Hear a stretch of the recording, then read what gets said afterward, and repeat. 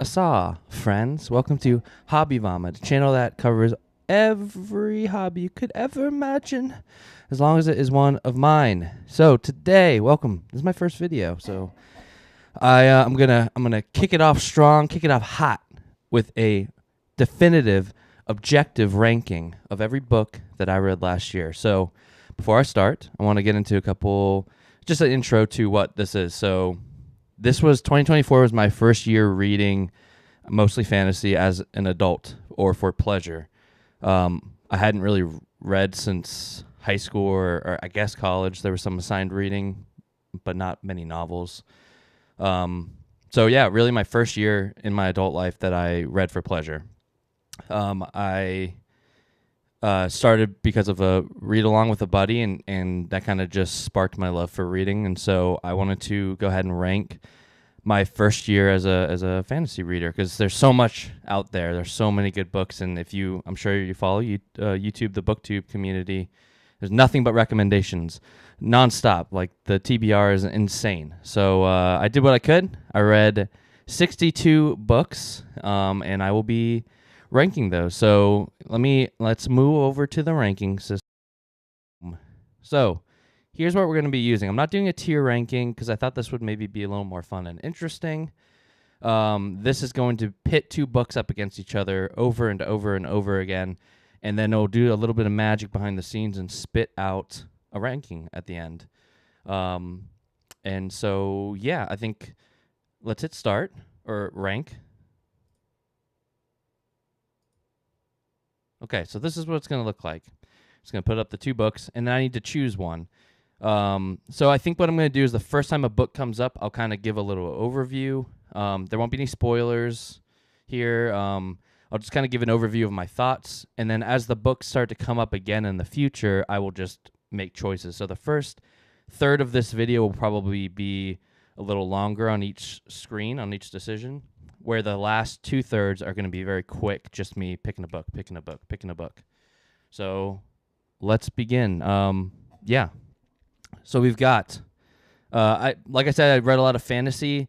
The one exception that I did read a lot of Stephen King as well, which you'll see some of that is fantasy, but I really fell in love with Stephen King. So there's going to be a lot of Stephen King on this list as well as fantasy. So starting off with two Stephen Kings, we've got End of Watch, which is the third book of the Bill Hodges trilogy, and You Like It Darker, which is his newest short story / novella collection. I liked both of these books. You Like It Darker, I think there's 5 or so novellas and like 5 or 6 short stories. I thought the short stories were okay, but every novella was a banger. Really, really good. Very impressive that he's still writing to that level, as old as he is.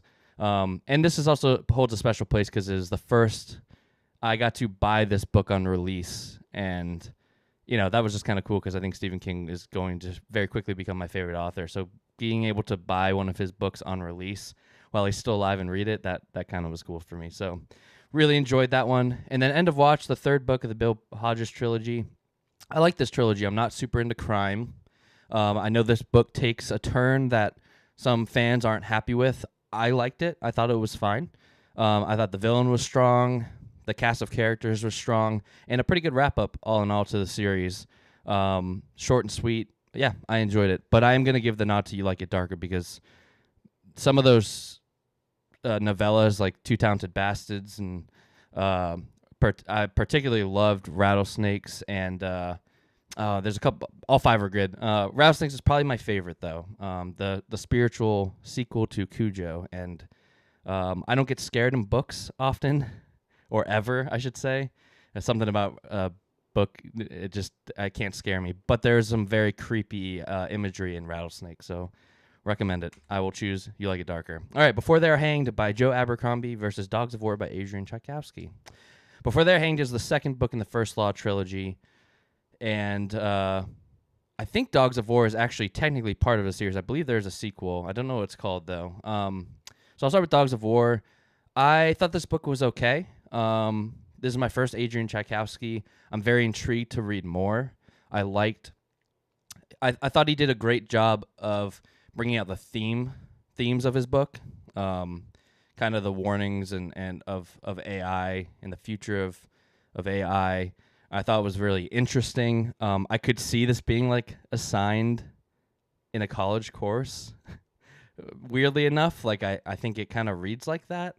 So my problem is I'm a very character first reader.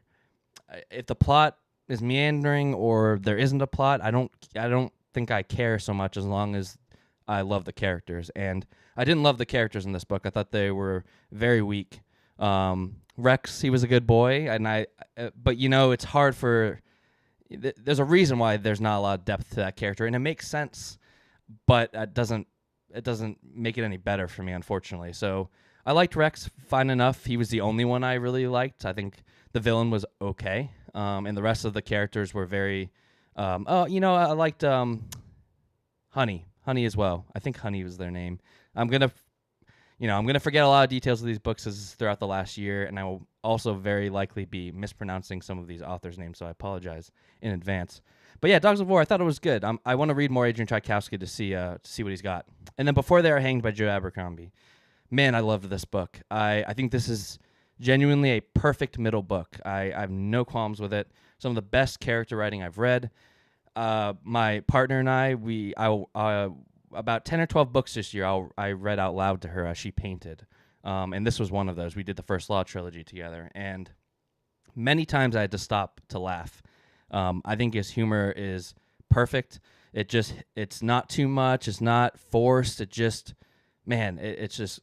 great. And this, a lot of people talk about the middle book problem, the middle book slump. To me, this was the best of the trilogy. I think it was a perfect book, and I loved it. I loved everything about it. And yeah, so, I'm going to go with Before They're Hanged. All right, This Is How You Lose the Time War by Max Gladstone and Amal El Motar versus The Rage of Dragons by Evan Winter. Okay, This Is How You Lose the Time War. I really liked this book. I was surprised at how much I liked this book because it's a little divisive amongst booktube. Some people love it. Some people think it's way too flowery and derivative. And yes, it is flowery and the prose is purpley, but man, it's beautiful.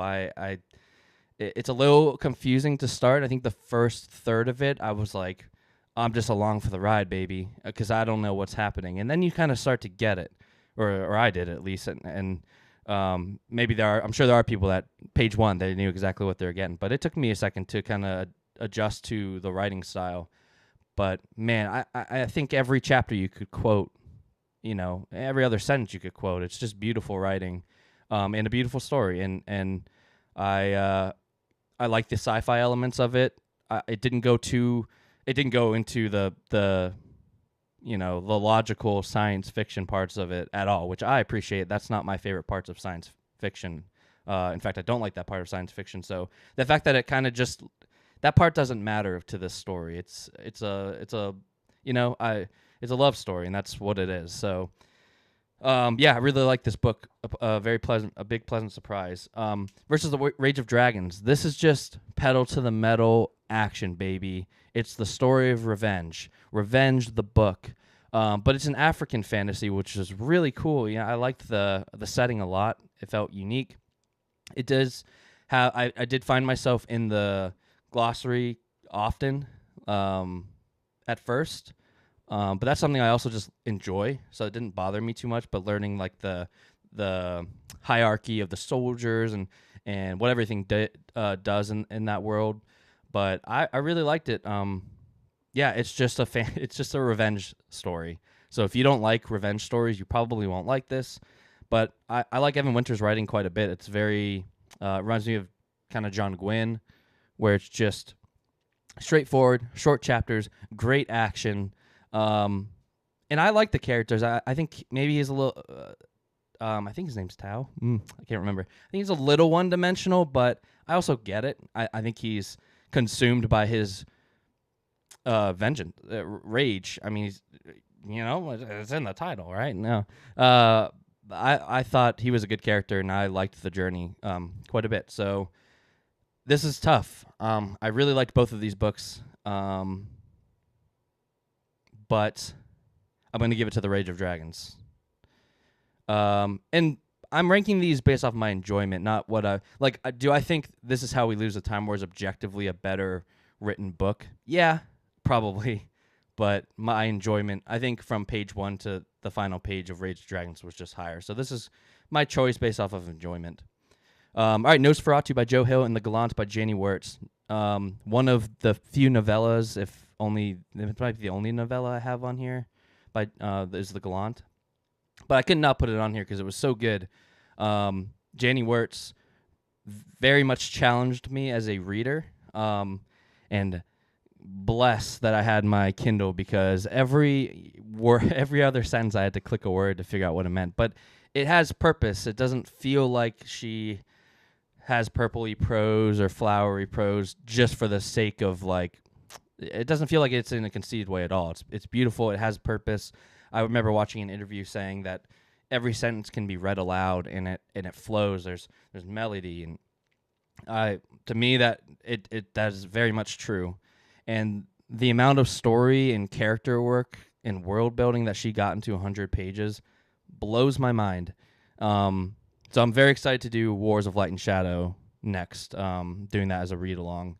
So I'm going to start that this month. But yeah, The Gallant, very, very good. And then Nosferatu by Joe Hill. Joe Hill, as you might know, is Stephen King's son. And so I decided I wanted to try this out because I like Stephen King quite a bit. And I'd heard of Horns. I think I saw the movie a long time ago. At the time didn't know it was Joe Hill. A few years back, I also read Lock and Key. Also had no idea who I just read Lock and Key years later to find out, oh, it's Stephen King's son. That's pretty cool. But this is a big chonky boy, not Nosferatu. Vampire story with a very unique villain and a very unique setting. It's like a Christmas horror, but very memorable villain. One of the most memorable villains I've read. Great character work. You can tell that he's Stephen King's son. I will say that. So I was really impressed by this, and I'm excited to read more Joe Hill. But it's gonna have to go to The Gallant. All right, The Last House on Needless Street by Catriona Ward versus The Drawing of the Three by Stephen King, the second of the Dark Tower books. The Last House on Needless Street. I like this book quite a bit. This is also a bit of a divisive book. Some people love it, some people don't. And from what I've seen, a lot of people, the reason why they don't like it is because they figured out the twist. Which to me, that's not a reason to not like something. Just because I figured something out doesn't mean it's a bad book. But apparently to a lot of people, that is the case. If they can figure out the twist, that means bad. But I digress. I thought it was really well written. I thought she handled all of the topics well. Good character work. Yeah, good twists. And just it felt like a page turner to me once it got going. So I liked it a lot. I would like to read more Catriona Ward. But it's up against The Drawing of the Three, the second of the Dark Tower, which you will find out is my favorite series that I've read, though I've not read too many series, admittedly. But, man, I love The Dark Tower. This is what really made me fall in love with Stephen King. It was my first Stephen King. My partner and I read this together. This is the second book and probably my second favorite book of the series. It takes every problem I had with book one and remedies that. This feels like Stephen King, where the gunslinger didn't really feel like Stephen King to me, and we'll get to that when we get to that, but this feels like Stephen King. You get to meet the quartet. It hits the ground running and does not let up. It's super fun. Yeah, I have nothing bad to say. It might slow down just like a smidge towards the end, but it doesn't really bother me so much. I love this book, and I will be choosing that. All right, Sea of Monsters by Rick Riordan versus Pet Sematary by Stephen King. I think I read like 16 Stephen King books, so there's going to be quite a few on here. I wanted to try Percy Jackson because I never got to read Percy Jackson. And when I started this reading journey, I was just like, oh, what's a fantasy book I've heard of that is really popular? You know, I like Harry Potter. I don't mind middle school or middle grade. You know, I love Disney. I love Pixar. I still have SpongeBob, you know, give me whatever. I don't care who it's for. If it's good, I'll consume it. And so I know Percy Jackson is very popular. So I was like, let me try Percy Jackson. So I've read the first two Percy Jackson. This is the second. And I thought this second Percy Jackson was a big step up from the first one. I thought the first one was fine. Not super memorable, but I thought this one was really fun. I at this point you kind of know the characters and you're in. And I thought, yeah, it was just a good, nice little adventure. And yeah, I liked it. It was good. But it's up against Pet Sematary, which I think is an excellent book. Man, Stephen King writes characters like very few others. I don't know how to describe it. It just reads so easily.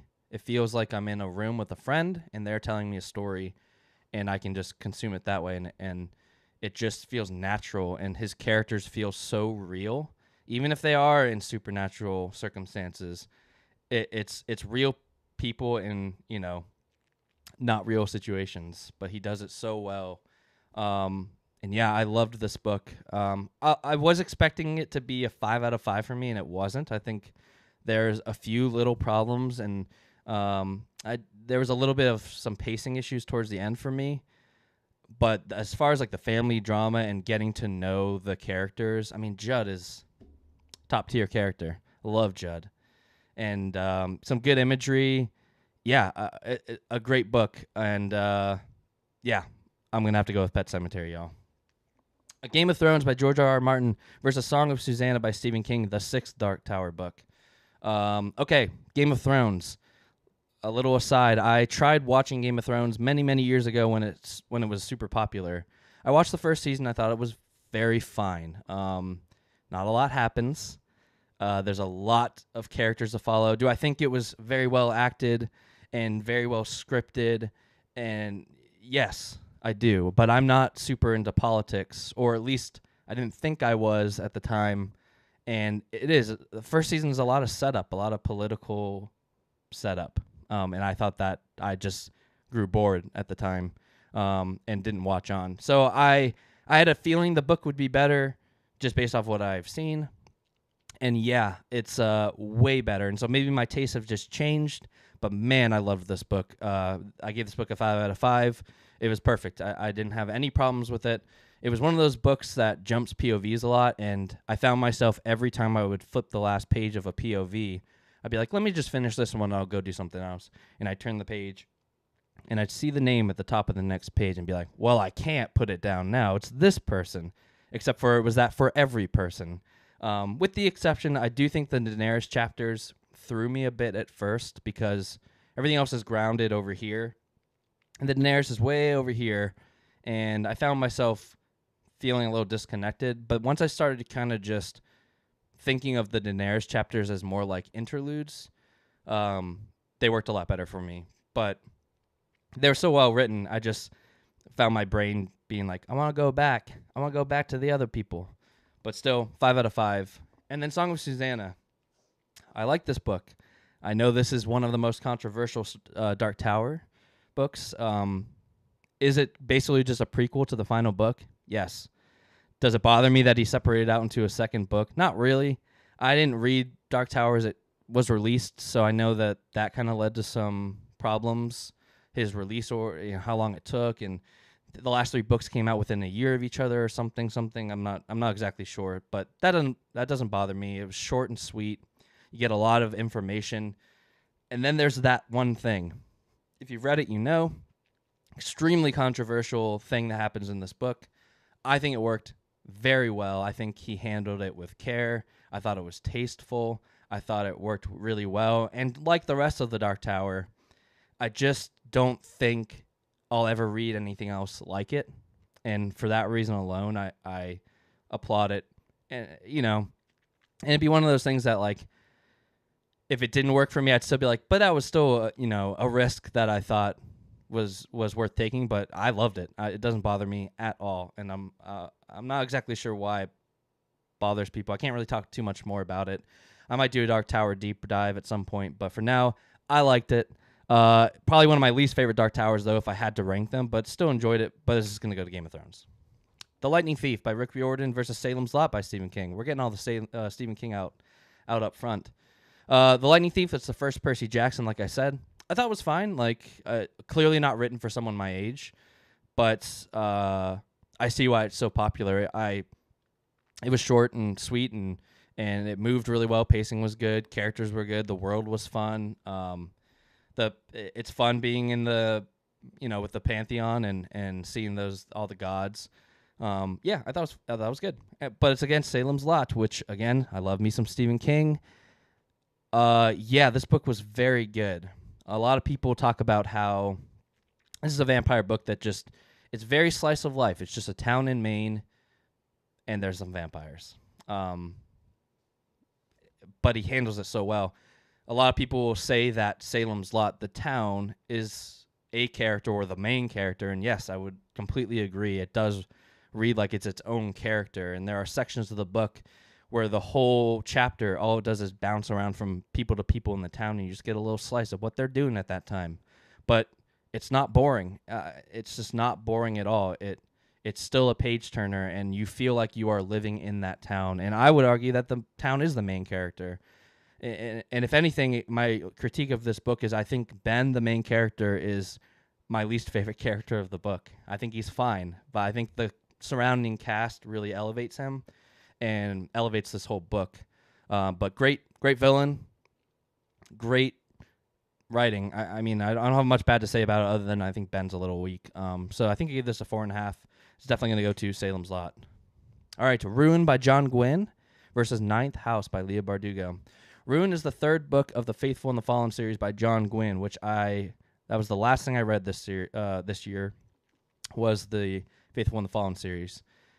I loved Ruin. I think Ruin is the best book of the four. Not by much. I think Wrath was also very good. But Ruin, man, it's just 600 pages where every single word has purpose. And that's hard to do, I think. But I love John Gwynne's writing. It's simple, but it's not, it feels purposeful. Yeah, that's, simple doesn't mean bad. I think you can do simple right. And I think John Gwynne does simple right. You at this point you're in with the characters, right? If you made it to Ruin, you're in with the characters and what's going on. A lot of people say this series deals with tropes. Because I'm newer to fantasy, I don't know a lot of these tropes. So if it was tropey, it didn't really bother me. Although I've heard that this one kind of flips the tropes on their heads, but I'm not exactly sure because I've not read too much fantasy. But man, I really like this book. John Gwynne writes action better than anybody I've read.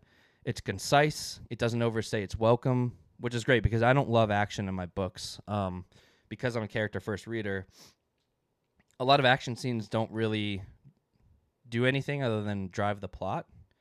And so when they're extended over, 30 pages or so, I'm like, all right, but I want to know more about these characters. So that's just my personal taste. But I think John, he handles action very well. But yeah, this book was great. It ends on a crazy note that is infuriating, but in the best way. And then Ninth House, and forgive me if I have to stop. I'm coming off a cold, the old winter flu. So I'm gonna get a little sippy. I'm doing no edits, baby. No edits. Ninth House by Leigh Bardugo. I'm not sure if it's considered urban fantasy or horror or what. Dark academia, I'm not sure. Kind of takes place at a college, but there are these houses that deal with the supernatural in different ways. So there's like a house that reads the entrails of animals, and they use that knowledge. It basically foresees the future of the stock market, which is a cool idea. And there's all these different houses that focus on something else. And the main character, she's part of the Ninth House, I believe. It's been a minute, but I'm assuming because it's called Ninth House, where they kind of oversee and monitor the other houses. And it becomes it's a murder mystery with some light magic and supernatural elements, and it was good. I'm not sure I love Leigh Bardugo's writing yet. Yeah, I'm not. This is the first book that I read out loud to my partner, so we were also kind of getting into the groove of that because that's not something I normally do. And so, yeah, it was a little strange because this was before. Normally she paints now while I read. But before she just sat on the bed and watched me, and it was a strange thing. So we kind of found our groove. This wasn't quite it, but I know there's a sequel. I don't know how excited either of us were to read the sequel. I would, but it's not going to be high on my priority. So with that said, it's going to go to Ruin. All right, The Lies of Locke Lamora by Scott Lynch, or Wrath by John Gwynne. So we got the first of the Gentlemen Bastards and the fourth of the Faithful and the Fallen. I've only read the Lies of Locke Lamora as far as the Gentlemen Bastards go, and then like I said, this is the fourth and final Faithful and the Fallen. So I've read the whole thing. I loved Lies of Locke Lamora. I think this is a perfect book. This is the heist book that I wanted. I'm not huge into heist, but man, this was handled very well. Great characters, great humor, great world building, great plot, great pacing. No, I don't have anything bad to say about this book. I loved it, and I think it lives up to the hype. Yeah, and then there's Wrath, which I think was my second favorite book of The Faithful and the Fallen. The last third of this book, I mean, John Gwynne writes really short chapters, like 4 to 10 pages. So you blast through them. There's 100 and something chapters in this book, which I like. It's fun. It jumps POVs super often. But, man, the last 200 pages of this book, every chapter, I'd turn the page and be like, the beginning of every chapter, and 3 pages later I'd be crying. It's like, John, give me a break, John. Give me a break. So, yeah, I loved it. I mean, he wraps everything up perfectly with a little bow tie. I think, yeah, all the plot points wrap up. I can't really spoil anything, but all the characters end up where you want them to for the most part, I think, in a satisfying way, too. And not everything seems like, that's what I like about John Gwynne. No one ever feels safe. It doesn't feel like, oh, well, clearly that's exactly how this was going to happen. No, I was constantly surprised by this book. And, yeah, is it simple and kind of, vanilla? I guess a little bit. Like, it's just, classic good versus evil. But, like, it worked. I think he did it perfectly. So, both of these books were excellent, but I think Lies of Locke Lamora inches it out a little bit. Shadow and Bone by Leigh Bardugo, the second Leigh Bardugo I read, second and last Leigh Bardugo book I read this year. And Dark Matter by Blake Crouch. Shadow and Bone, okay. This was YA, which, again, doesn't bother me. But I also found this to be not good YA. I could not care less about the main character of this book. Just was not speaking to me at all. And, the first couple chapters, I was really intrigued by the world. I thought the intro to this book is really, really well done. It hooks you. And then it just kind of meanders through the rest of it. And I have zero interest. I will not be reading the next book. No interest. It was very fine, serviceable. Yeah, I don't, nothing more to say about that. And then Dark Matter. So before I talk about this, I am on this channel. I'm not gonna pull my punches for people or authors, or I'm just gonna be honest about what I thought. And what I think. So we're gonna get to the big one here soon. It hasn't come up yet, but I did not like this book very much. I know this is a BookTube darling. But man, I liked a lot about this book, actually. I liked that the idea of this book, it's a great idea, but man, this is the dumbest main character who's supposed to be extremely smart. That's what bothers me. He's a genius, but he makes the dumbest decisions throughout the whole book, to where it just feels like that character was making these decisions to serve the plot. It didn't feel like he was a real character, and that really took me out of it when that's the focus of the book. But great idea, just bad execution in my opinion, but still better than Shadow and Bone. So I'll give it to, and it reads super fast. I will say Dark Matter read, it was breezy. So it wasn't like I was slogging through it the whole thing. I thought it was pretty well written. Just, it's hard to love. For me, it's hard to love a book when I hate the main character, personally, and not hate them because they're, some are meant to be hated. Which is fine. If I hate them because they're not a good character. But I'll give it to Dark Matter because I really didn't like Shadow and Bone. Finders Keepers by Stephen King, the second book of the Bill Hodges trilogy, versus Project Hail Mary by Andy Weir, another BookTube darling and another disappointment for me. I did not like Project Hail Mary almost at all. I don't like Andy Weir's writing almost at all, I found out. The main character, I hated this main character. I hated him.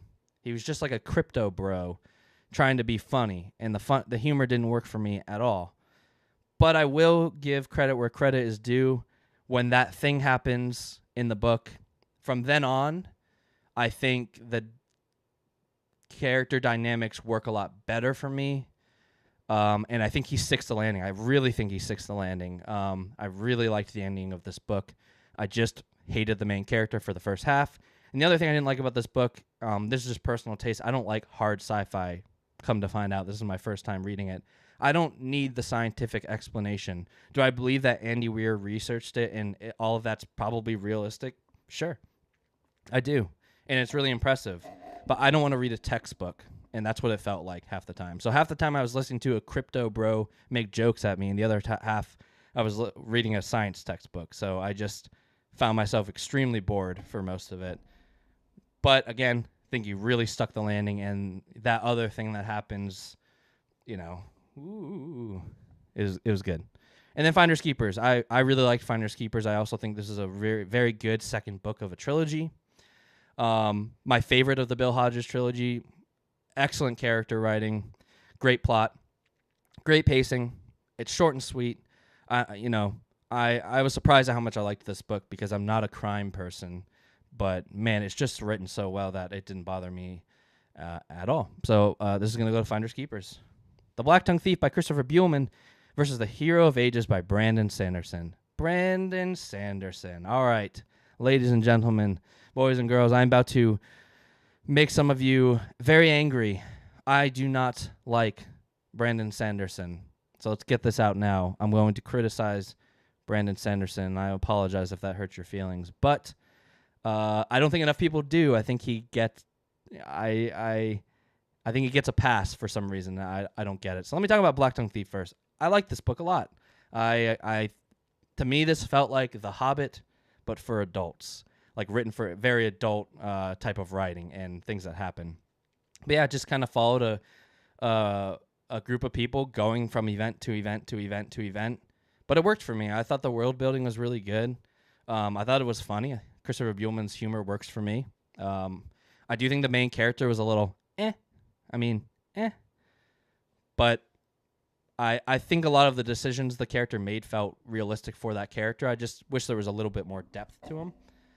But I like this book. I had a fun time with this book, and the goblins in this book are terrifying. Terrifying. Not the type of little green goblins that you know. They're pretty scary. All right, let's get to it. The Hero of Ages, the third book of the Mistborn trilogy. I did not like this book. I did not like this trilogy very much. I do not like Brandon Sanderson. I think Brandon Sanderson... Let me explain what I think reading a Brandon Sanderson book is like for me. Reading a Brandon Sanderson book is like riding a roller coaster. Okay? Stick with me.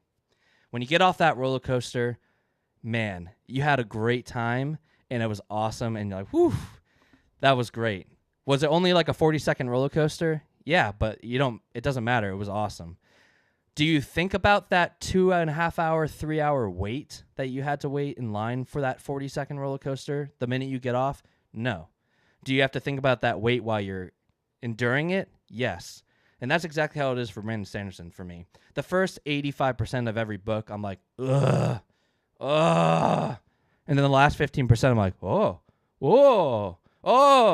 because he writes endings really well. I get the Sanderlanche thing.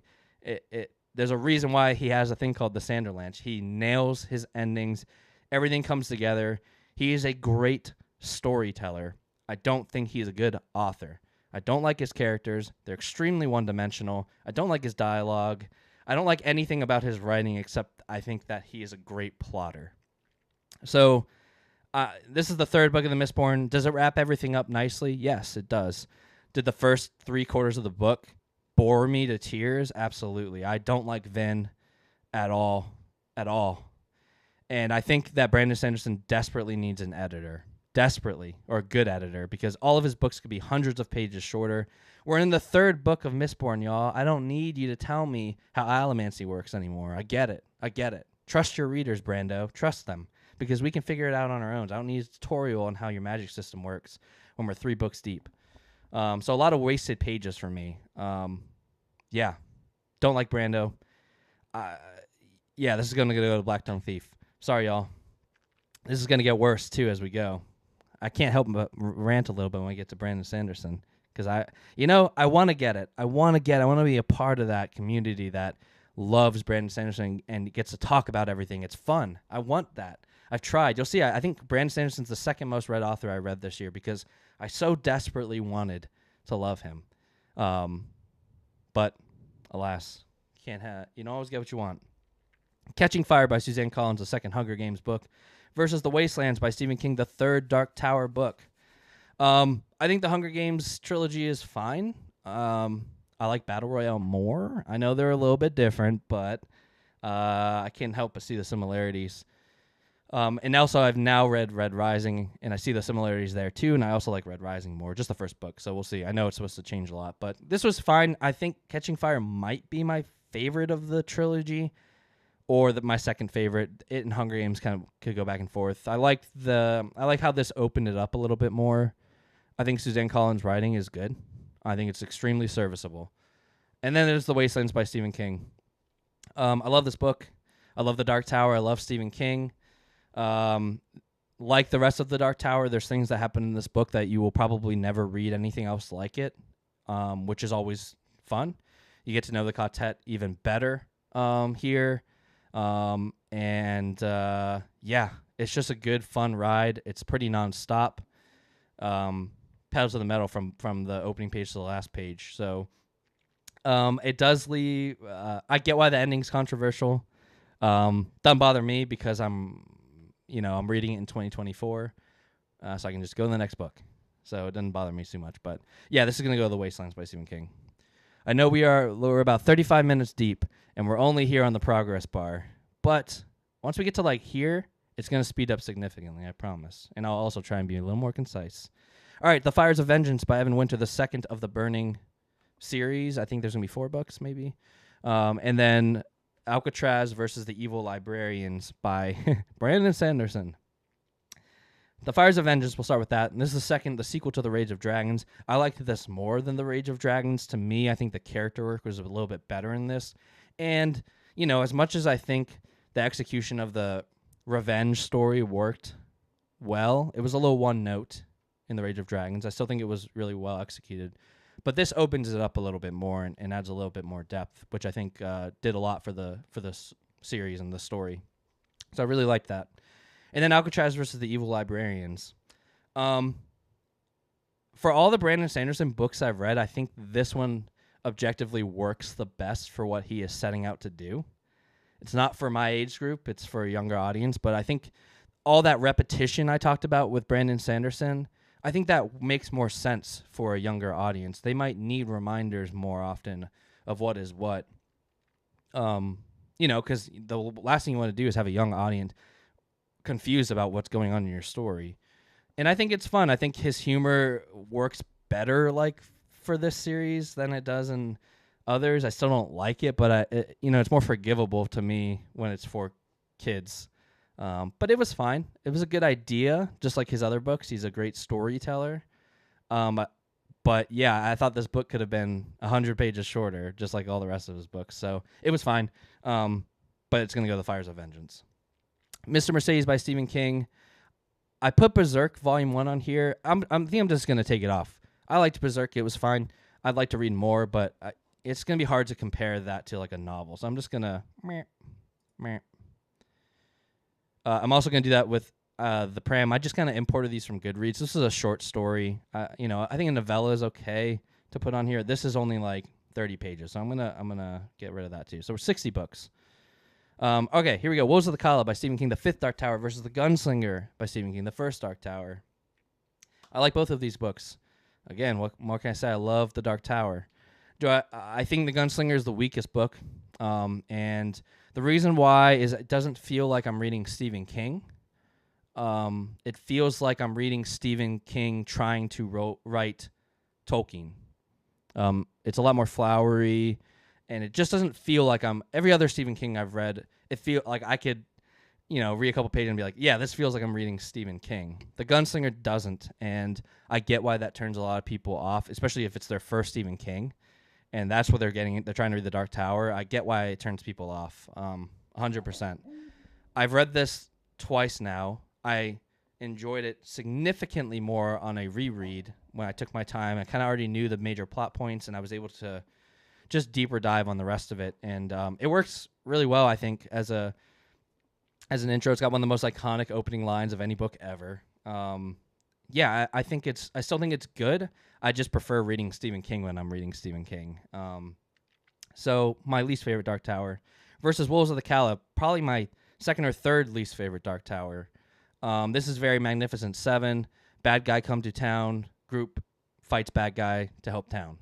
That's the whole story, but it's done really well, and there's some fun little twists and nods to maybe some of other Stephen King's works. I think are handled very well. Doesn't take away if you don't know, but it does add some if you do know. And yeah, I love the way Stephen King writes action. It doesn't overstay its welcome at all. It's just good, and yeah, I could spend many more books with this quartet. So, good book. I'm gonna go with Wolves of the Cala. Cujo by Stephen King versus The Way of Kings by Brandon Sanderson. Cujo, I was really pleasantly surprised by Cujo. I went in expecting like the evil Borker, bad dog that kills people, because Cujo, that's all I knew. But what I didn't know is that it's really a family drama first, and there's really not even that much Cujo in the book. And that was it was a pleasant surprise, and honestly, I think he writes drama and real people better than anyone I've read. And so when that's the focus of the book, and just, some marital problems and a family drama as the centerpiece, but with also a killer dog, like, I was surprised at how much I liked this book. I would suggest I think harbor your expectations and know what you're getting into. It's not just a book about a dog that goes around killing people. It's a family drama. It's kind of like The Exorcist, the way I pitched The Exorcist movie to people. Is it a horror movie about demonic possession? Yes. But to me, it's a family drama first. Same with Hereditary. It's a family drama first with, some sprinkling of horror on top. And that's what Cujo is as well. And then The Way of Kings by Brandon Sanderson. I thought this book was mid. It was fine. It was serviceable. Did it in any way earn the 1,200 page count? Absolutely not. This book could have been 600 pages and been all the better for it, in my opinion. I don't.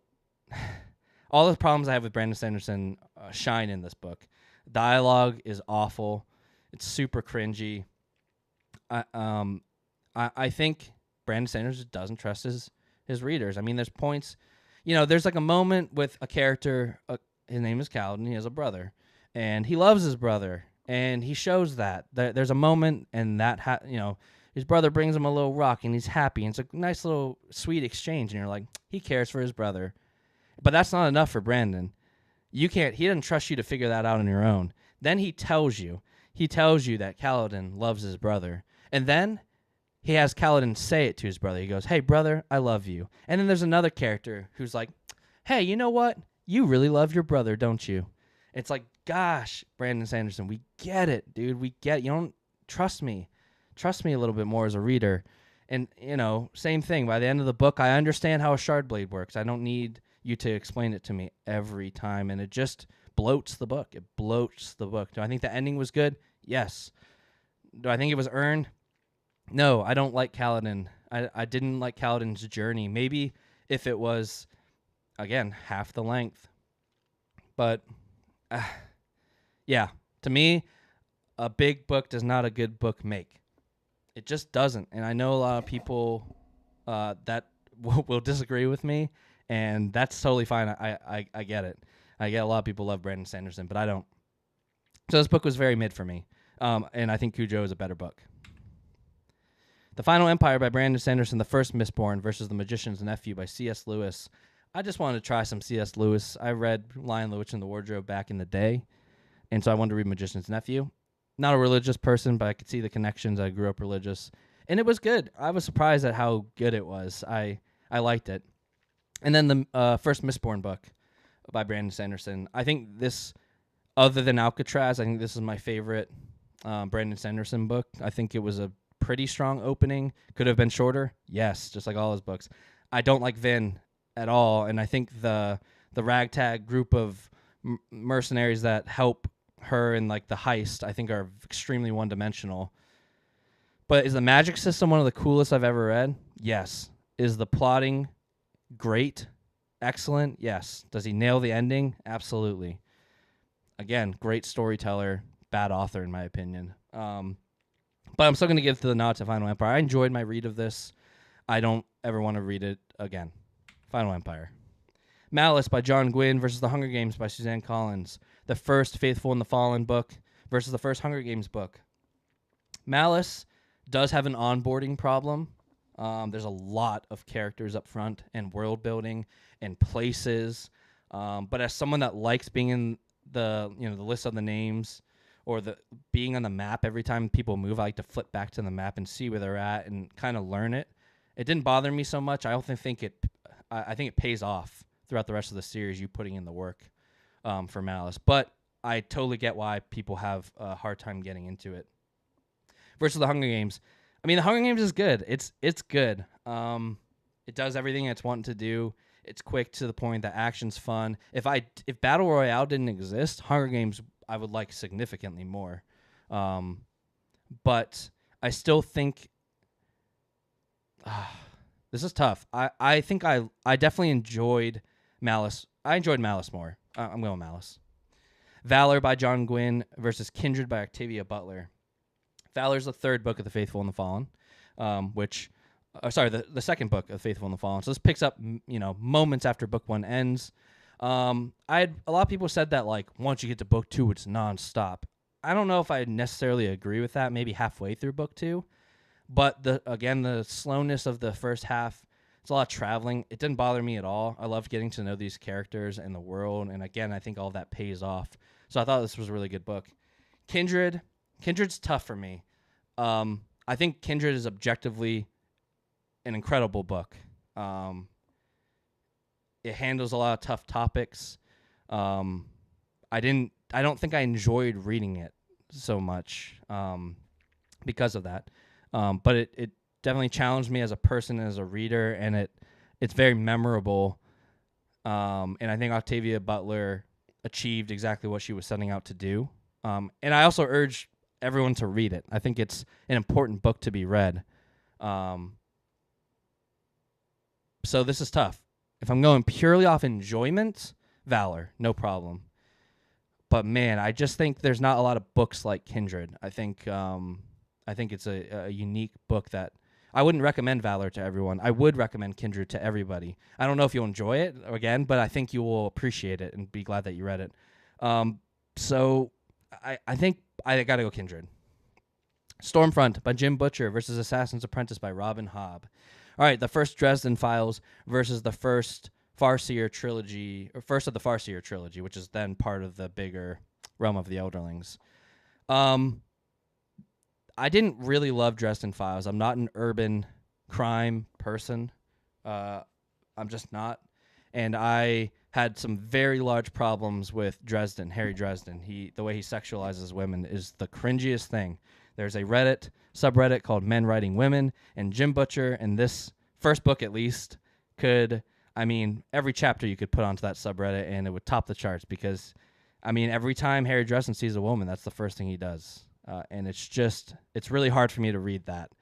The crime element was fun. I thought it was well written. I like the fantasy. If I'm going to read crime, I like the fantasy splashed in to kind of help me out with that.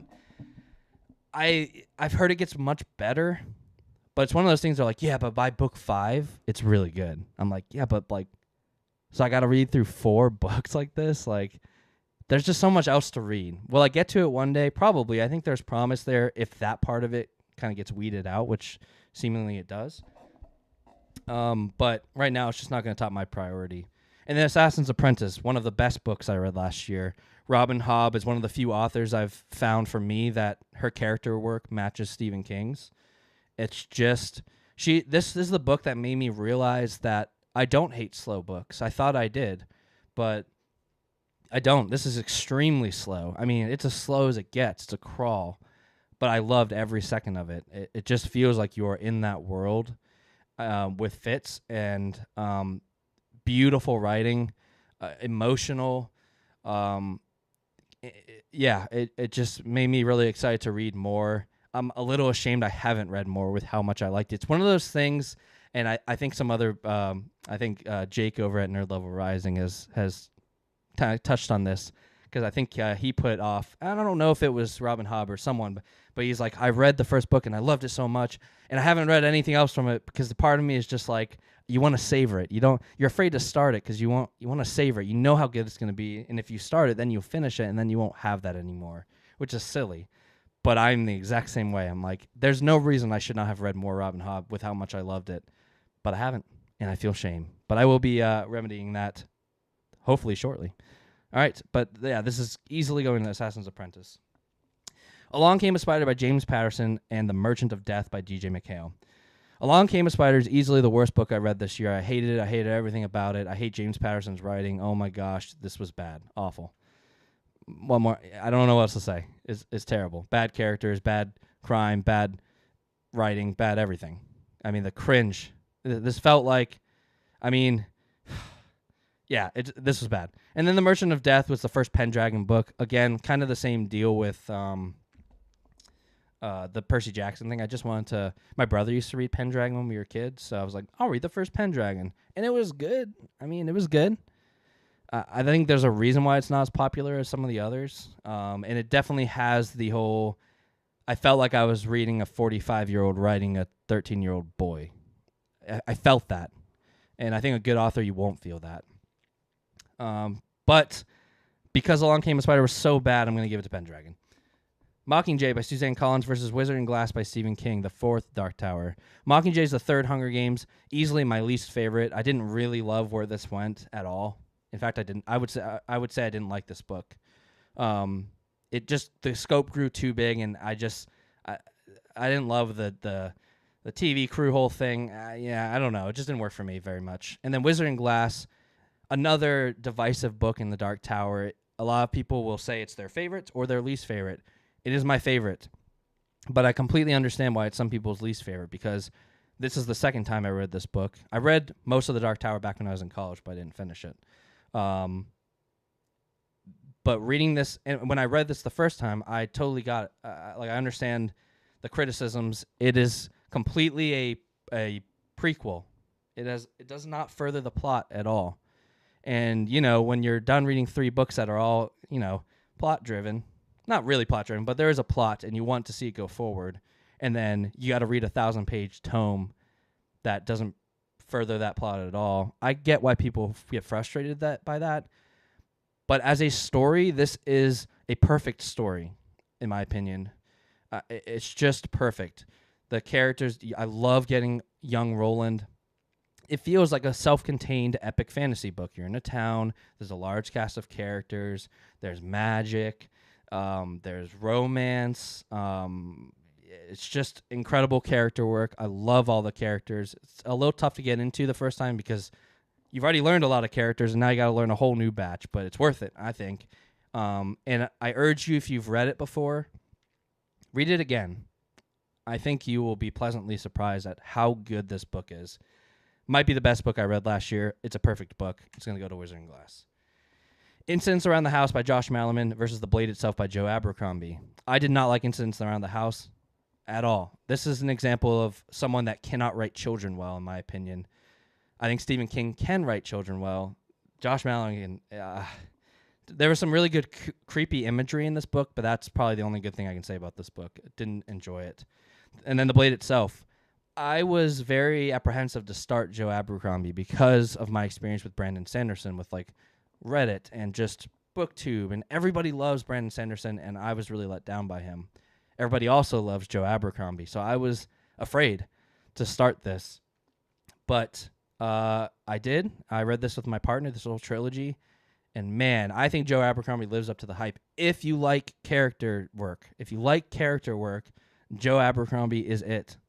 If you're focused on the plot, if you're a plot-driven reader, read Sanderson, I think. Don't read... I mean, The Blade Itself has little to no plot. The rest of the trilogy does, but if you need a good plot to hook you, it's not it. But if you love good character work, oh my gosh, it's a treasure trove. I love the characters in this book, in this trilogy. I love Joe Abercrombie's writing. He's got great prose. The fact that this is his first book was really impressive to me. The humor really works. I don't have much bad to say about it other than if I had to rank them, this would be my least favorite of the trilogy. but still a really impressive book. I'm going to go with Blade itself. All right, The Dark Tower, the final Dark Tower book versus Elevation by Stephen King. I love The Dark Tower. Surprise. The ending of this book is perfect. I feel the same way about the ending of this book as I do about the ending of Lost.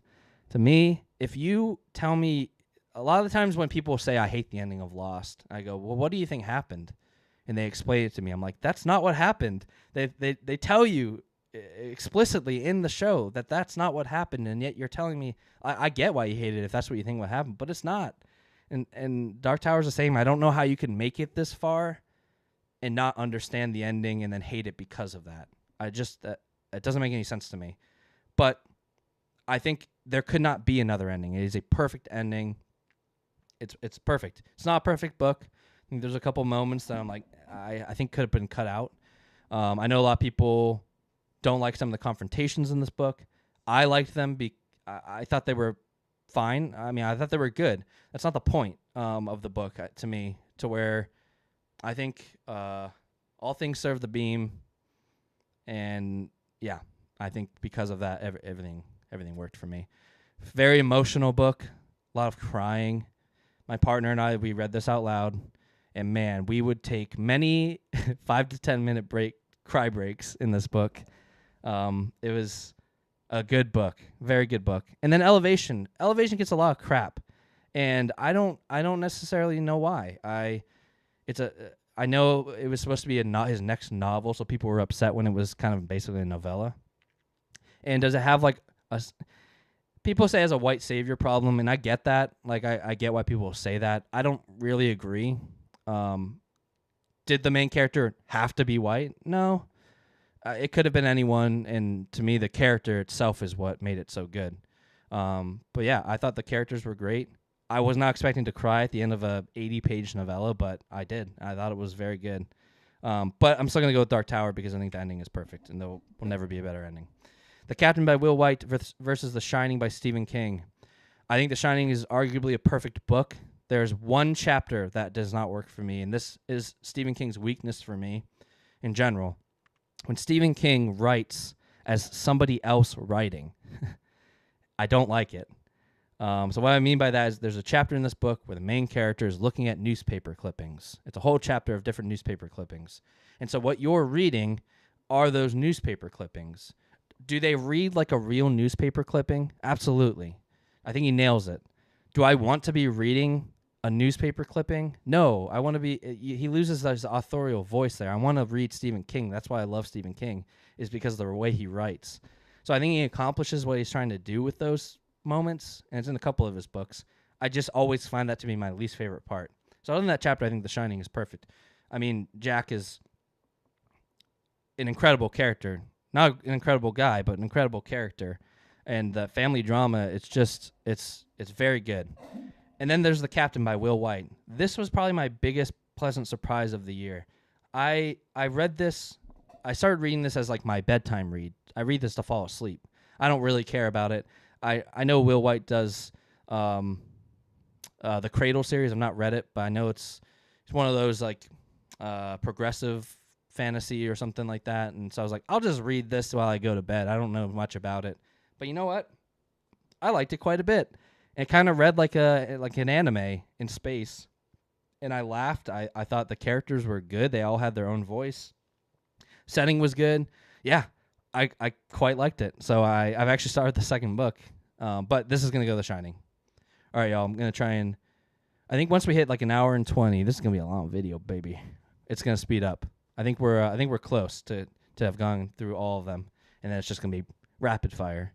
All right, Leviathan Wakes by James S.A. Corey versus Misery by Stephen King. Leviathan Wakes is the first Expanse book. I consumed this book via audiobook, and my brain does not get along with audiobooks. I want it to so badly, but it doesn't.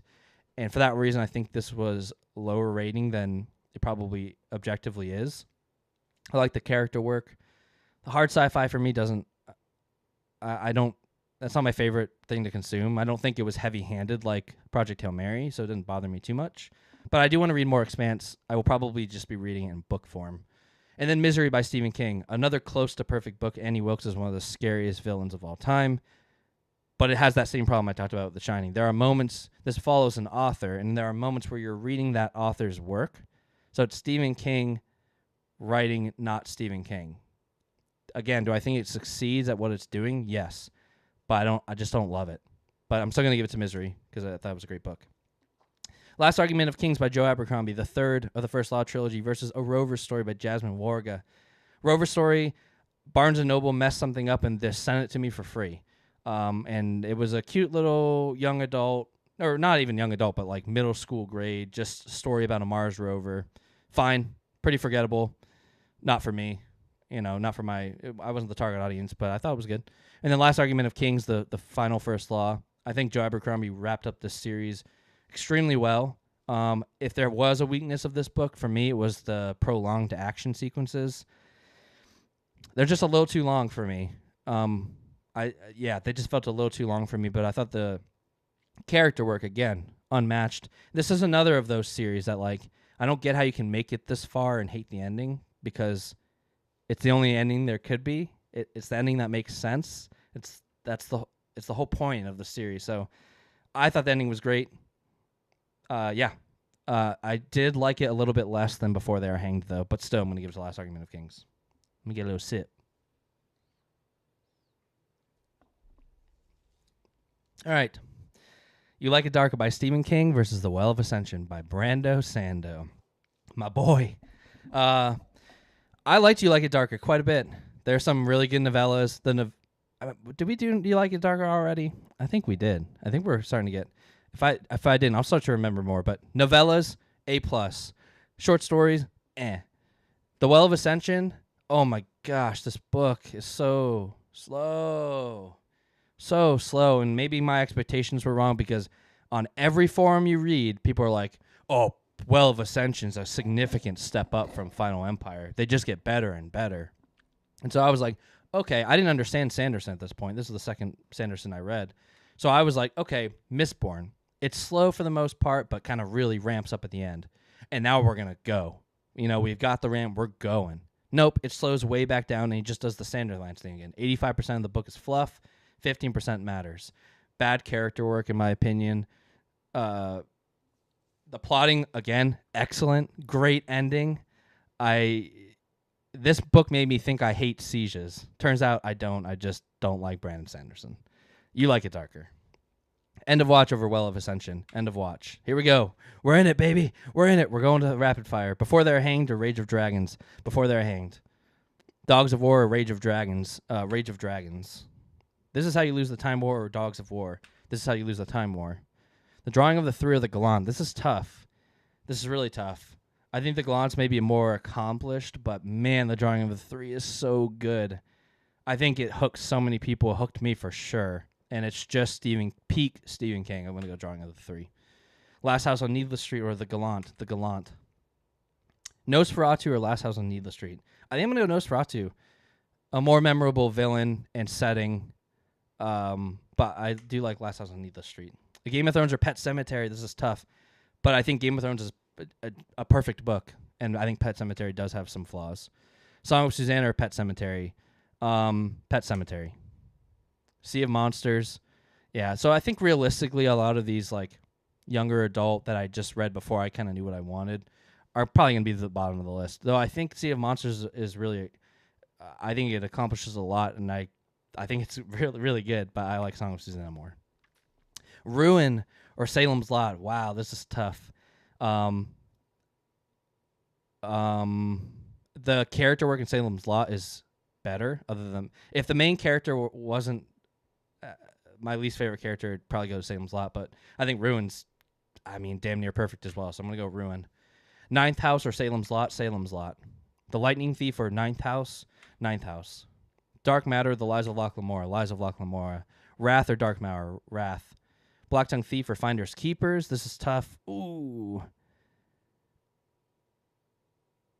I would rather reread Finders Keepers, but I just don't love crime that much. I'm going to go Black Tongue Thief. Hero of Ages or Finders Keepers? Finders Keepers. Project Hail Mary or Hero of Ages? This is tough. I didn't like really either of these books. And they both stick the landing. But, man, As much as I don't like Vin, the main character in Project Hail Mary is insufferable, so I'm gonna go Hero of Ages. Fires of Vengeance or the Wastelands. Wastelands. Catching Fire or Fires of Vengeance. Fires of Vengeance. Alcatraz or Catching Fire. Catching Fire. Mr. Mercedes or Skeleton Crew. I don't think we talked about Skeleton Crew. Same deal, like most of his short story collections. Some absolute bangers. The Jaunt is next level. I mean, just go read The Jaunt. But also The Mist and The Monkey. There's some really good stories in there, but there's also some duds. Versus Mr. Mercedes. You know, I think Skeleton Crew might be my favorite short story collection I've read of his, so I'm going to go Skeleton Crew. Wolves of the Collar and Dungeon Crawler Carl. We've not done DCC. Same thing. I read this as an audiobook. Do I think the performance was incredible and the best I've listened to? Yes, absolutely. But my brain, I just can't focus on it. My mind wanders unless I'm driving, and I just don't drive that much. So I did like it enough to where I'm re-listening right now with my partner, and I'm hoping the second listen I catch everything I didn't, and then I think maybe we'll read it from then on. So I do like it. I think it's got its flaws. I think the humor does work for me. I get why it doesn't work for some people. It slows down a little too much for the stats and all that, which I'm assuming kind of levels out in the future books. So if this is the ground floor, I do like it, but Wolves of the Kala is better. I also think the Gunslinger is better. Final Empire or Cujo? Cujo is better. The Way of Kings or Final Empire? This is tough. I mean, I think if The Way of Kings was 400, 500 pages shorter, it would be close to like a 4 or a 5 out of 5 for me. But because it's so long and bloated, I'm going to go Final Empire. I do like The Way of Kings more than Magician's Nephew, though. He did it. Kindred or Malice? Kindred. Valor or John Gwynn? Valor or Malice? Valor. I think that series just gets better and better. Assassin's Apprentice or The First Pendragon? Assassin's Apprentice. Stormfront or Merchant of Death? They both have cringy moments, but I mean, Pendragon's it's just not for me. The Blade itself or Wizard and Glass? Both great. Again, I think Wizard and Glass is going to be the top of this list. I think it's an actual perfect book, so I'm going to go Wizard and Glass. Mockingjay didn't love that much, Blade, so we'll give it to Blade itself. I didn't like either of these books. But I think Mockingjay is a better book. I think Josh Malerman, I'll give it to Mockingjay. The Shining or The Dark Tower, The Final Dark Tower. I think The Shining is a better book, but The Dark Tower's got that perfect ending, but I think The Shining is... You know, I'm rating this off of enjoyment. I think about the ending of Dark Tower every day. So, with Dark Tower. The Shining over Elevation. The Captain over Elevation. The Last Argument of Kings or Misery? Last Argument of Kings or Misery? Man, Annie Wilkes is just... I'm going to go Misery. It's a tough one, though. Last Argument of Kings I liked more than Leviathan Wakes. Leviathan Lakes I liked more than A Rover Story. Before They Are Hanged, I think it's the best middle book, again, that I've read ever, I think. But I really love You Like It Darker, those novellas, but I'm going to go Before They Are Hanged. Rage of Dragons or You Like It Darker. Rage of Dragons because of the duds and You Like It Darker. This Is How You Lose the Time War or You Like It Darker. Time War. You Like It Darker over Dogs of War. End of Watch over Dogs of War. Dogs of War or Well of Ascension. Both weak character work. I think... The thing is, I don't think Adrian Tchaikovsky, that was his goal. I don't think his goal was to write incredibly in-depth characters. But I think Brandon did. I think he tried, and I think he just fails at that. I think you take away the ending of Well of Ascension, and it's a nothing burger. I think Dogs of War... It's accomplished writing, and the thematic work is really impressive. Maybe just not my favorite. So I'm going to go Dogs of War. Game of Thrones or Drawing of the Three. Ooh. Oh, this is tough. This is really tough. I think... this is really tough. I'm going to go Drawing of the Three, but damn, that's close. The Gallant or Game of Thrones. Game of Thrones. Pet Sematary or The Gallant. Pet Sematary, only because, I mean, the only tiebreaker there is one's a novella, and I think you get more character work out of a longer story. Although, again, it's impressive how much character work she got into that small novella. Song of Susanna or The Gallant? So Song of Susanna is much shorter. I'll go with The Gallant over Song of Susanna. Nosferatu or Song of Susanna? Nosferatu. The Last House on Needless Street or Song of Susanna? Song of Susanna. The Sea of Monsters or Last House on Needless Street. Lies of Locke Lamora or Ruin. Really tough, but I think Lies of Locke Lamora is one of the best books I've ever read. Lies of Locke Lamora. Wrath or Ruin. Ruin's better than Wrath, I think. Salem's Lot is better than Wrath. Wrath is better than Ninth House. Let's see, where are we at? We're at an hour and 10 minutes. I think we're going to do this. I think we're going to come in under the 2-hour mark. Believe. Dark Matter or Ninth House. I kind of feel the same about both of these books, but I think the main character in Ninth House is better. I think the story's not as good. I'm going Ninth House. The Lightning Thief or Dark Matter? The Lightning Thief. The Wastelands or the Black Tongue Thief? Ooh. This is tough. I'm going to go Wastelands, though, just because it's more memorable. Although I can't wait to read more Christopher Buehlman. I want to read the Daughter's War, and apparently I think there's going to be more books in that series, so I am very excited for that, but the Wastelands.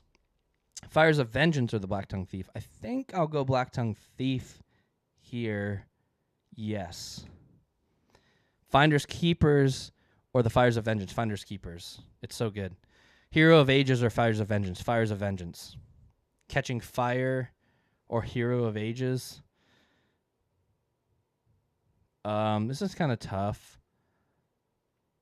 I do think Hero of Ages wraps up nicely. But man, the rest is such a freaking slog. Which I'd rather reread Catching Fire all day. But the magic system in Mistborn is really good. I'll give him. You know what? You've earned it, Brando. I'll give you the nod. Project Hail Mary or Catching Fire? Probably for the same reasons. Project Hail Mary. Wolves of the Kala or Skeleton Crew? Ooh.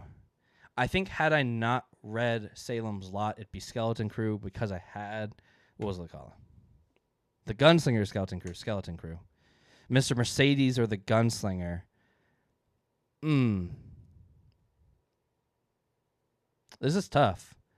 I ended up really liking the Gunslinger on a reread, but I can't believe how much I like the Mr. Mercedes trilogy. I was not expecting to, and it's good. I'll go Mr. Mercedes.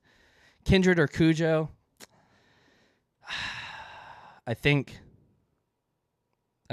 Kindred is objectively the better book, but I loved Cujo. I can't believe how much I liked Cujo. Final Empire or Kindred? I liked the Final Empire the most out of the Mistborn. I liked the heist. I love the ending. I guess I'll go Final Empire, but Kindred is a better book. I just it's a tough read. Way of Kings or Kindred? Kindred. Just because Way of Kings is so damn long. It was a chore. Valor over Way of Kings.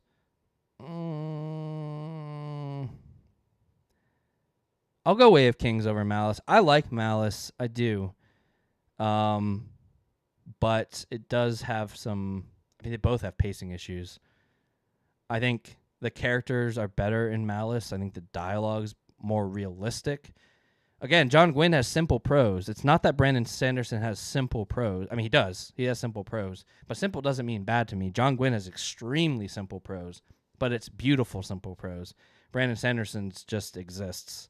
You know what? I've convinced myself. We're going Malice. I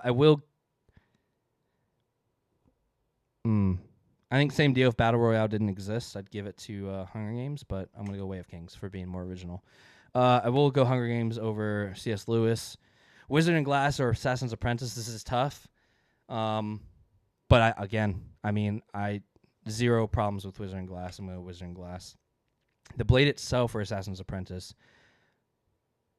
Assassin's Apprentice. Blade itself over Stormfront. Stormfront over Mockingjay. I guess Mockingjay. Merchant of Death over Incidents Around the House. Anything over Along Came a Spider. I think Misery's a better book, but man, the ending of Dark Tower and the emotional impact was much higher, so I'm going to go Dark Tower. The Shining over Misery. Misery over The Captain. Last Argument of Kings over The Captain. Oh, this is kind of tough. Actually, you know what? I liked The Captain over more than Leviathan Wakes. I think that is the audiobook problem speaking, but Elevation over Leviathan Wakes. Before They Are Hanged over Drawing of the Three. Gosh, that's hard. Part of me wants to undo that, but I think gut feeling, I think Before They Are Hanged is a near perfect book.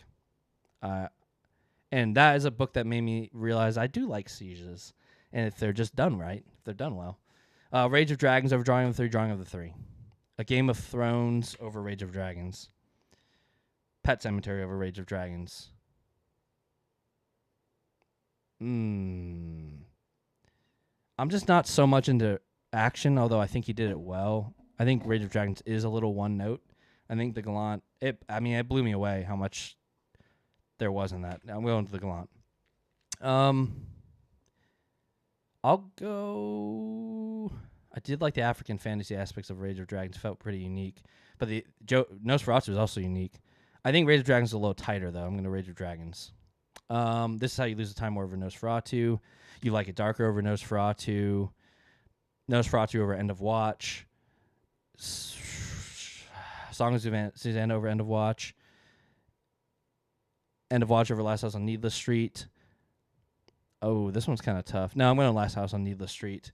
Dogs of War over Sea of Monsters. Well of Ascension over Sea of Monsters. Lies of Loch Lamor over The Wastelands. Ruin over The Wastelands. Wastelands over Salem's Lot. Salem's Lot over Black Tongue Thief. Wrath or Black Tongue Thief? Wrath. Black Tongue Thief over Ninth House. Finders Keepers over Ninth House. Fires of Vengeance over Ninth House. Hero of Ages over Ninth House. You did it, Brando. No. Project Hail Mary, I guess. The ending is just really good. Ninth House over Catching Fire. Catching Fire over The Lightning Thief. I don't know this one. I think it's a take it or leave it for either. I think you could read either of these and be perfectly happy with what they're trying to do.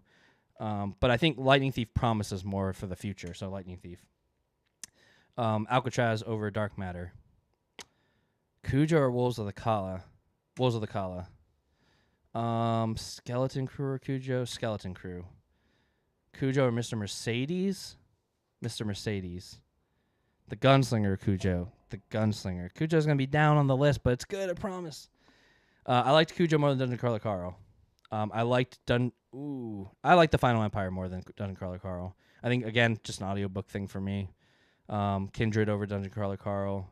Valor over DCC. Malice over DCC. Way of Kings over DCC. DCC over the Hunger Games. Wizard and Glass over the Dark Tower. This is tough. Assassin's Apprentice or the Dark Tower. This is tough. Dark Tower. It's tough. Ooh, Assassin's Apprentice or The Shining. Assassin's Apprentice. Blade itself or The Shining.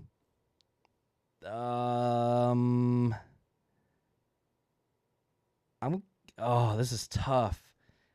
Way more. As much as I think Jack is a memorable character, Blade itself has like 5 incredibly memorable characters. I'm gonna go Blade itself. Shining over Dresden. Misery over Dresden. Last Argument of Kings over Dresden. Captain over Dresden. What are we at? 120? We're doing it. Elevation over Dresden. Leviathan the Wakes over Dresden. Dresden over A Rover's Story. Honestly, I think Rover's Story is better than Mockingjay. Ooh, Lies of Loch Lamor Before They Are Hanged. This is tough. Wow, this is tough. Both, I think, are perfect books. Wow, this is really tough. I don't know what to choose. I'm going to go Lies of Loch Lamora. Ruin or Before They're Hanged? We're getting to the tough ones now. I'm going to go Before They Are Hanged. Drawing of the Three or Ruin, Drawing of the Three. A Game of Thrones or Ruin. I think I just like George R. R. Martin's writing a little bit more than John Gwynne, so I'm going to go George R. R. Martin. Pet Cemetery or Ruin? I think Ruin. Wastelands or Pet Cemetery? I think these are equally good books, but I like The Dark Tower more. Salem's Lot or Pet Cemetery. You know, I think if I closed the cover of both books, I would have chosen Pet Cemetery. But Salem's Lot has stuck with me a little bit more. Some more iconic scenes to me. I think the character writing is better in Pet Cemetery. Oh, man, the character writing is better in Pet Cemetery. I love Judd. Pet Cemetery. Convince myself. The Gallant or Salem's Lot? The Gallant. Ooh, Salem's Lot, Rage of Dragons. Salem's Lot. Wrath of the Rage of Dragons. Wrath. Rage of Dragons or Black Tongue Thief? Oh, I think Rage of Dragons. Black Tongue Thief or This Is How You Lose the Time War. I think objectively, Time War is a better book, but if I'm going purely enjoyment, because they're equal, I think. I think I enjoyed Black Tongue Thief more, but it's a objectively worse book. But for that reason, I still enjoyed it more, so I'm going to go Black Tongue Thief. Finders Keepers over Time War, yes. Fires of Vengeance over Time War, yes. Hero of Ages, no, Time War. You like it darker? You like it darker? Nosferatu or Hero of Ages? Both of these books could have been tightened up and edited down a bit. So I think the character works way better in Nosferatu, and the villain is just so memorable. But it doesn't have that high of the end of a Brandon Sanderson book. So I'm going to go Hero of Ages here. I will go Nosferatu over Project Hail Mary, Song of Susanna over Project Hail Mary, End of Watch over Project Hail Mary, Last House on Needless Street over Project Hail Mary, Dogs of War over Project Hail Mary. This one's tough. I really just, as much as I don't like Vin, the main character of Project Hail Mary, you know, if it was just that, but it's also like the textbook stuff, I'll go Well of Ascension. Wizard and Glass over Wolves of the Kala. Dark Tower over Wolves of the Kala. Assassin's Apprentice over Wolves of the Kala. Blade itself over Wolves of the Kala. Shining or Wolves of the Kala. Shining or Wolves of the Kala. Honestly, I really truly think Shining only has one bad chapter and it's short. So I gotta go Shining. Wolves of the Kala over Misery. Eek. Annie Wilkes is such a great character. But the Jaunt. The Jaunt lives rent-free in my head. It's so good. And the Miss is great. I'm going Skeleton Crew. Mr. Mercedes or Misery? Misery. I think the crime part. I do think it's very good, though. Last Argument of Kings over Mr. Mercedes. Mr. Mercedes over the Captain. Gunslinger over the Captain. Cujo over the Captain. This is tough. But I'm going to go Final Empire. I like the heist. It was fun. Kindred over the Captain. Valor over the Captain. We'll go Captain over Malice. Elevation over Malice. Malice over Leviathan Wakes. I think Leviathan Wakes has a lot more promise for me over Stormlight. Just the audiobook. I would like to reread it. I think if I read Leviathan Wakes, it would be higher, but I'm going to go Way of Kings. These are both audiobooks, so I enjoyed Dungeon Crawler Carl more. Hunger Games or Leviathan Wakes? Hunger Games. The Hunger Games. I will go, I Magician's Nephew is hard to rate. It's like 100 pages. It's not for me. It's very religion adjacent. But it's good writing. It really is. It's good writing. But I'm way more intrigued with the future. Like, I'm not excited to read more Narnia, and I am excited to read more Expanse. So I'm gonna go Leviathan Wakes. Same reason for Dresden. Magician's Nephew over Rover's Story. I think this right now is probably the choice for the number one spot. And this is tough. I think that you could read Lies of Locke Lamore by itself, and you'd be. That is what I did. I haven't read the other Gentlemen Bastards. I do think Wizard and Glass, you couldn't just pick that out and say, read this book and have no other context. You need the context of the other 3 books. But I think that's a positive and a negative, right? Because I've got that context that really heightens the character work for Roland. You get to learn more about Roland. But I also think it's just a damn good standalone. It could, like, the story is kind of a standalone epic fantasy for 95% of the book, which is crazy. And it's some of the best writing I've read. And yeah, I'm going to go Wizard and Glass because of that. Although I love Lies of Locke Lamora, both 5-star books. I do think The Lies of Locke Lamora is going to beat out The Dark Tower. I also think Before They Are Hanged is going to beat out The Dark Tower. Now, if this were ranking the best endings, Dark Tower. Guys, the ending is just mwah. Drawing of the 3 of The Dark Tower, Drawing of the 3. A Game of Thrones over The Dark Tower. Ruin over The Dark Tower. The Wastelands over The Dark Tower. Pet Cemetery over The Dark Tower. It seems like I don't like The Dark Tower. I do. I think there's just a fifth of the book. There's something. Yeah, I can't talk about without there being spoilers. I just think there are parts of it I thought weren't as concise as they needed to be or should have been. Where compared to these, the ending is really, really, really good, but these other books it's going against are just better. I guess that's it. I get the Gallant. I will choose Dark Tower over Salem's Lot, Assassin's Apprentice over Salem's Lot, Blade itself over Salem's Lot, Shining over Salem's Lot, Wolves of the Kala over Salem's Lot, Salem's Lot over Skeleton Crew, Skeleton Crew over Wrath. What are we at? An hour and a half? We're doing it. We're going to do it. Misery over Wrath. Wrath. Rage of Dragons over Misery. Oh. Ooh. I'm going to go Rage of Dragons. I mean, Misery's damn good. Yeah, Misery's really good. There's just a lot more of those Stephen King writing, not as Stephen King moments for me that I don't love. But some very memorable scenes. Black Tongue Thief or Misery. I will go Misery over Black Tongue Thief. Last Argument of Kings over Black Tongue Thief. I'll go Black Tongue Thief over Mr. Mercedes. Finders Keepers definitely better than Mr. Mercedes. Fires of Vengeance over Mr. Mercedes. This is tough. Mr. Mercedes. Gunslinger. I can't believe... I'll go Time War. Time War. You Like It Darker over Cujo. Cujo or Hero of Ages? Cujo. I do think Final Empire is the best of the trilogy.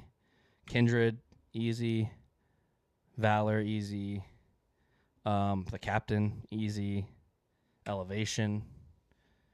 I'll go Hero of Ages. I think these are probably tied. I think the only reason why Hero of Ages inches out Malice is because Malice you're starting to get going and it does have that learning curve, and Hero of Ages you're just getting answers, which feel, the highs are higher. So I'll go Hero of Ages. Nosferatu over Malice.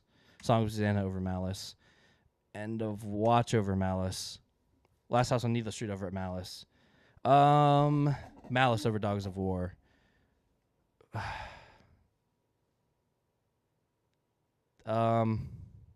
Way of Kings over Dogs of War. DCC over Dogs of War. Dogs of War over Hunger Games.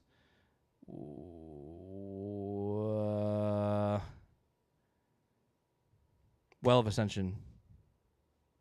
Sea of Monsters. Hunger. No, I'll give Project Hail Mary over Hunger Games. Hunger Games over Ninth House. Yes.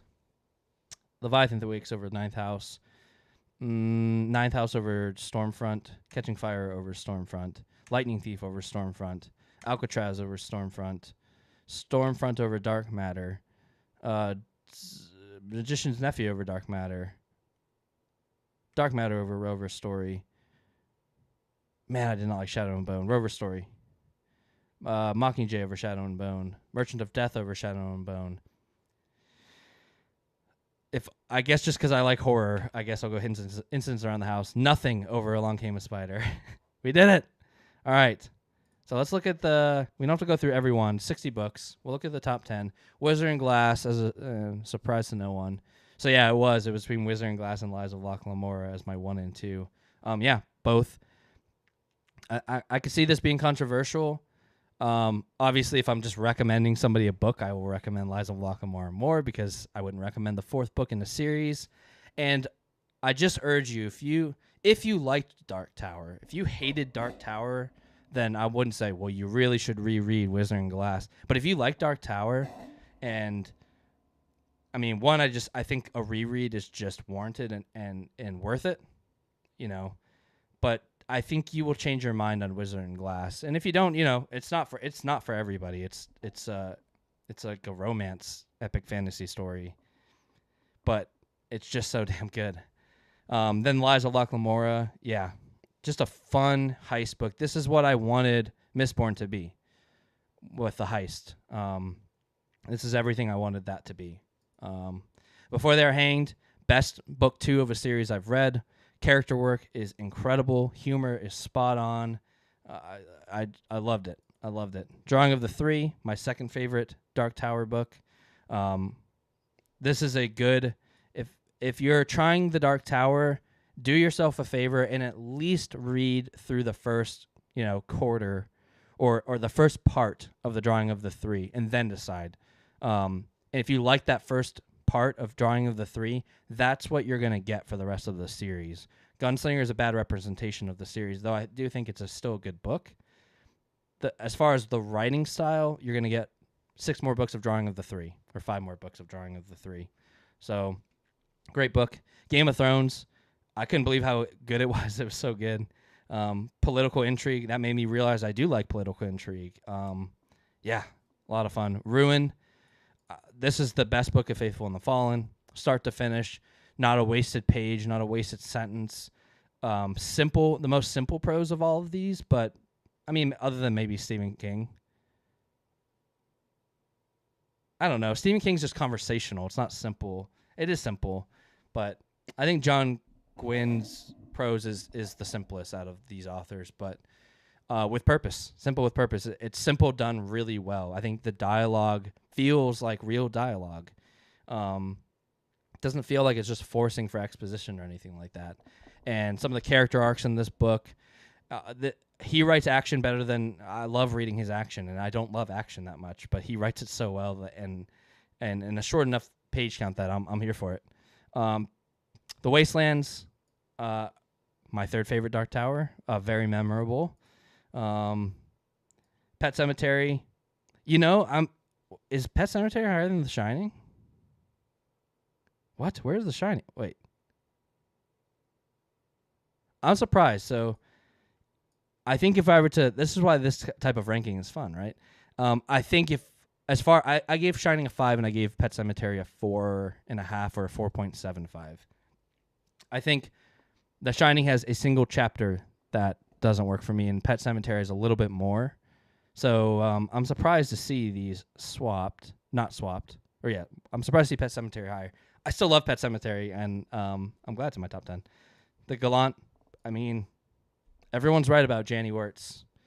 They just are, and she's getting the recognition she deserves now because, I mean, I've only read this, but I cannot wait to do The War of Light and Shadow. But if you do, and you're like me, and you don't have a great vocabulary, Kindle or e-reader, it will. I mean, I think I would have struggled a lot more because I'm the type of person that you certainly could intuit what a lot of these words mean, but I like to look them up because I think she writes with purpose. And so I want to know what every word means because every sentence, there's a reason why she chose that word. So I recommend it, having an e-reader to read Janny Wirtz with, if you're like me. Dark Tower, I think this being on here on the top 10 really speaks to the ending for me. I think the ending is what solidifies it here. And there's other moments in the book that are really just insanely good. but there's some slower parts that don't work for me as much. But the highs of it are so high it does outweigh the lows. Assassin's Apprentice, it's so good. Yeah, I mean, we don't need to go through every book because I've already gone through every book. So that's my top 10. Let's look at my bottom 10. The Lightning Thief, just because I think a lot of these are going to be the age thing for me. So like Lightning Thief, Alcatraz makes sense. Magician's Nephew makes sense. Rover Story makes sense. Mockingjay, Merchant of Death, Shadow and Bone, all that makes sense. Along Came the Spider is one of the worst things I've ever read. Don't read it. Incidents Around the House, I thought, I cannot believe how popular this book is. I cannot believe it. It genuinely blows my mind. Is there some good creepy imagery? Yes. Is there anything else redeemable about this book? Not really. Not really. It's just not realistic at all. At all. Yeah. Dark Matter, if the main character, you can't tell me you have a genius main character and then make them constantly make stupid decisions. It just doesn't make any sense. Dresden, the sexualization of women was very hard to read. Very, very hard to read. If that were gone, that would be probably up a lot higher. There's just so much of it. I mean, every time a woman's on the page, it's cringe. All right, let's see where all you Brandos fans, if for some reason you're still here and you like Brandon Sanderson, I applaud you. Thank you for respecting my taste, and I respect yours. So, I've said this, and I will say it again. I think Brandon Sanderson is a hell of a businessman, and I think he's a hell of a storyteller. I just don't think he's a great author, but I'm glad that he exists because, I wouldn't be reading if my friend didn't get me to read Mistborn. I wouldn't be on this reading journey, and I think a lot of people are the same. They wouldn't be reading if it weren't for Brandon Sanderson. So, if for no other reason, I respect the man because, you can't not. He's done a lot for the hobby. So, good job, Brandon Sanderson. And, I don't hate your books. I genuinely think your books would be all 4s or 5s out of 5 if you could tighten up your character work and get a gosh dang editor that will edit your books. All right, let's see. Where is he at? Where's the first one here? Mistborn is my highest ranked at 29. That's good. Hey, he's in the top 50%. Look at you, Brandon. Although, looking at this, this is tough. Kindred is a better book, y'all. Kindred is a better book. Kindred's arguably a better book than a lot of these books. But for my tastes, I definitely went out of my comfort zone for this read, and I'm very glad I did. But yeah, I think it kind of does deserve to be there if this is a ranking of my enjoyment. So we got Final Empire there. Hero of Ages, I liked more than Well of Ascension, I guess. I think I rated these the exact same. I think they could bounce back and forth. I think just the Hero of Ages, you get all the satisfying answers, so that boosts it up a little bit for me. Yeah. Way of Kings, I liked more than Well of Ascension. That's true. I would say I liked Way of Kings maybe more than Hero of Ages. It's the length, man. It's the length. Okay. Well, that's it, y'all. We did it. We ranked 60 books definitively. This is definitive and objective. Just kidding. It's not. It's subjective. This is my list, and this is what I think. If you agree, then sweet. If you don't, also sweet. That's what this is all about. It's art. There is no objective. It sounds weird. It doesn't sound. There's no objective. There's not even any objective. You're just reading. But no, this was really fun. I know it was long, so if you stuck with it, I appreciate it. I'm going to be doing this for the movies I watched last year, as well as the board games I played last year, because this is a channel about every hobby that exists in our world, as long as it is one of mine. So I appreciate you being here. I'm Matt, and yeah, see ya.